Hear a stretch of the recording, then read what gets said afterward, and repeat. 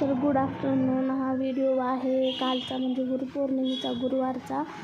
तर आज शुक्रवारी हा व्हिडिओ दुपारपर्यंत येईल म्हणून मी गुड आफ्टरनून म्हणते. तर आता वाजले होते 6 आणि मला जायचं होतं मंदिरात आरतीसाठी गुरुपौर्णिमेच्या आणि स्वामी महाराजांच्या मंदिरात जायचं होतं मला. म्हणून मग मी आवरायला घेतली, साडी वगैरे वेअर केली आणि साडी म्हणजे वेलवेटची साडी होती ना, त्यामुळे मला पिनअप जमत नव्हती करायला आणि मग कितीचा प्रयत्न केला ना तर ते पूर्ण वेलवेटची साडी असल्यामुळं कसं एकाच जागी येऊन बसत होते आणि मला एकटीला पिनअप करताच येत नव्हतं आणि मी किती प्रयत्न करत होते तरी पण काहीच म्हणजे जमतच नव्हतं माझं आणि माझं बाकीचं पण आवरायचं होतं. आणि पदर किती सुटला आहे म्हणून मग मी म्हणलं चला डोक्यावर पदर घेऊन बघूया आपण की खाली पदर व्यवस्थित राहतो आहे का, तर म्हणजे समजेल की बाबा किती जास्त पदर सोडला आहे का नाही. मग बघितलं पदर तर व्यवस्थित होता पण मला पिनअपच करता येत नव्हतं. मग मी कसं तरी वेदांच्या पप्पाच्या मदतीनं त्यांनी पिनअप केलं होतं हे इथं. पण म्हणजे दिसायला छान वाटत होतं पण ते पूर्ण म्हणजे त्यांनी व्यवस्थित प्लेट्स धरून लावल्या नव्हत्या, प्लेट सुटल्या होत्या आतल्या 1-2 आणि त्याच्यामुळे ते खूपच घाणेरडे दिसत होते, ते काही चांगलं दिसत नव्हतं. म्हणून मग मी आमच्या इथल्या बिल्डिंगमधले जे ताई आहात त्यांच्याकडे गेली, त्यांनी हेल्प केली मला, त्यांनी पिनअप वगैरे केलं. मग मी साधंच आपलं हेअरस्टाईल वगैरे एकदम साधी सिंपल केली कारण आपल्या मंदिरात जायचं होतं म्हणून एकदम सिंपल असं मी आवरलं आणि आम्ही निघालो होतो मंदिरात. तर आमचा वेदांत बघा कसं मस्त्या करतो आहे, त्याला गाडीवरती म्हणजे बसलं ना की त्याला असं वाटतं की मीच गाडी चालवू आणि तो खूपच भारी मजा मस्ती करत असतो आणि मध्ये मध्ये खूप मला पण बोलत असतो, मम्मी हे बघ काय बोलते, काय सुरू आहे माझ्या पिल्ल्याचं. नाही त्याच्या पप्पाला म्हणत असतो की नेमकी तुम्ही हात सोडा, तुम्ही चालवतो काय नाही बाळा, त्याला खूप गाडी चालवायची म्हणजे इच्छा म्हणजे काय, त्याला गाडीचं प्रचंड वेड आहे, त्याला गाड्यांचं, तो जिथं जायचं तर गाड्याच असंच असतं. आणि मग एकतर त्याचे पप्पा बाहेर गेले होते, शिल्पा आले 7ला आणि मग ते परत मी आवरून वगैरे बसले होते आणि 7ला निघलो होतो.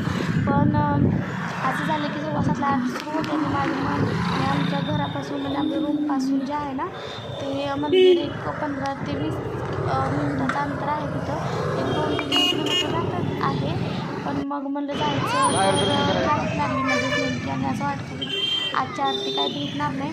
पण एवढी रांग होती ना, बघितलं ना 1 ते 1.5 किलोमीटरपासून तर रांग आहे दर्शनाला, आज दर्शनासाठी, कारण खूप लोक येत होती कंटिन्यू आणि त्यांनी तसं व्यवस्था पण केली होती. सगळीकडे पोलीस वगैरे थांबलेले होते पण मी काय तेवढं शूट नाही केलं कारण मी पण गाडीवरती होते आणि मला सगळं वेळ असं तिकडं लागलं होतं की मला आरती भेटते का नाही. असं वाटतं की आरती म्हणजे झाली आहे असं मला वाटत होतं कारण टाईम ऑलरेडी 7:30 तर नाही भेटले आपल्याला, काहीच नाही भेटलं, 7:27 असं काहीतरी झालं होतं आणि असं वाटलं होतं की आजच्या आरती काय मला भेटत नाही. पण नशिबाने मी ते गेले आणि मला आरतीचा आवाज ऐकू आला आणि पार्किंग पण म्हणजे भरपूर गाड्या पार्किंग असल्यामुळे त्यांनी पार्किंग पण लांब ठेवले. पळत गेली, आरती सुरू झाली होती, म्हणलं आता काही थांबून फायदा नाही. तिच्या गाडी पार्क करत होती तोपर्यंतच मी आले आणि बघू शकतो तुम्ही किती रांग आहे, कुठून रांग आहे आणि माणसं कंटिन्यू सुरूच आहेत. म्हणजे असं नाही की आता थोडं थांबून माणसं येतील असं नाही आहे. आणि आज येणार पण म्हणजे एवढा मोठा दिवस होता, गुरुवारी नेमकी गुरुपौर्णिमा आली होती, त्याच्यामुळे सगळेजण भेटण्यासाठी काय येणारच, दर्शन घेण्यासाठी तर येणारच. आणि मला हे माहिती होतं म्हणूनच मग मी अगोदर दर्शन घेऊन जात असते आणि गुरुपौर्णिमेच्या दिवशी फक्त दर्शन घेत असते. स्वामींचा चेहरा जरी पाहायला भेटला तरी बस असते त्या दिवशी, म्हणजे खरंच त्या दिवशी तोच खूप मोठा आनंद असतो. आणि म्हणून मी आरतीला गेलो आणि तुम्ही पण आरतीचा आनंद घ्या.